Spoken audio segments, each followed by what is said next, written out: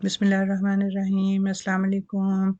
अब गर्मियों का सीज़न है। गर्मियों के सीज़न में ज़्यादातर चना पुलाव बनता है, तो यहाँ पे आज हम मटर पुलाव बनाने जा रहे हैं, जिसके लिए मैंने फ्रोज़न मटर इस्तेमाल किए हैं, लेकिन आप बाज़ार से आपको फ़्रेश मटर भी मिल जाते हैं, वो भी आप इस्तेमाल कर सकते हैं। तो इसको बनाने के लिए मैंने ये 2 कप मटर लिए हैं जो फ्रीज़ हुए हुए हैं, और इसके साथ इसको आपने इस तरह रखना है और इसको थोड़ा-सा माइक्रोवेव करके फिर आपने इस्तेमाल करना है। और यहाँ पे मेरे पास 4 कप चावल हैं जिनको मैंने भिगो कर रखा हुआ है। आप अपने चावलों को कम या ज़्यादा भिगोना जैसे भी आप उस तरह भिगोएँ। तो यहाँ मैं एक बड़े साइज़ का प्याज लिया है और इसमें मैंने 1 कप ऑयल डाला है और इसको हमने ब्राउन होने के लिए रखा है।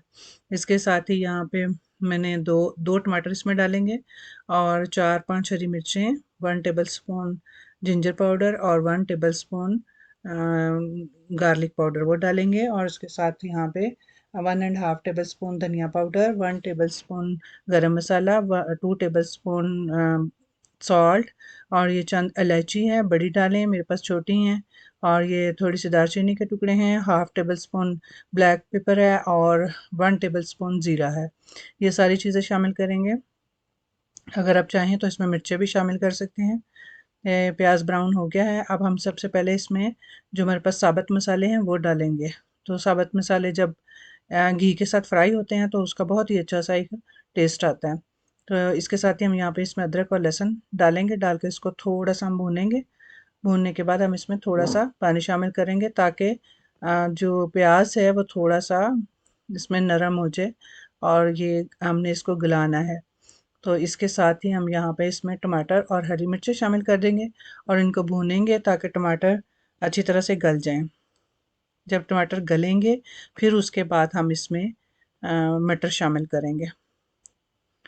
यहाँ पे आपने इसके सारे मसाले शामिल कर देने हैं इस टाइम पे थोड़े से, और इसको आपने आहिस्ता आहिस्ता भूनते जाना है। और फिर उसके बाद आपने इसमें जब तक इसका प्याज और टमाटर गल ना जाएं आपने इसको थोड़ा सा भूनते रहना है। अब यहाँ पे देखें ये टमाटरों के पीस जो हैं वो काफ़ी हद तक छोटे हो गए हैं, गल गए हैं।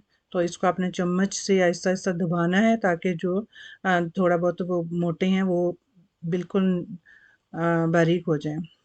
तो इस टाइम पे यहाँ पे हमने इसमें मटर शामिल कर दिया। मटरों के साथ भी जब थोड़ा सा भूनेंगे तो जो थोड़ा सा मोटा प्याज और टमाटर है वो उसके साथ वो भी गल जाएंगे। तो यहाँ पे इसको भूनते हुए 4 से 5 मिनट हो गए हैं।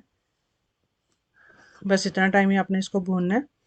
और जब आपने मटर इसमें डालने हैं तो आप उसमें माइक्रोवेव कर लीजिएगा, क्योंकि वो अगर ठंडे मटरों को आप एकदम गर्म में डालेंगे तो वो हार्ड हो जाएंगे।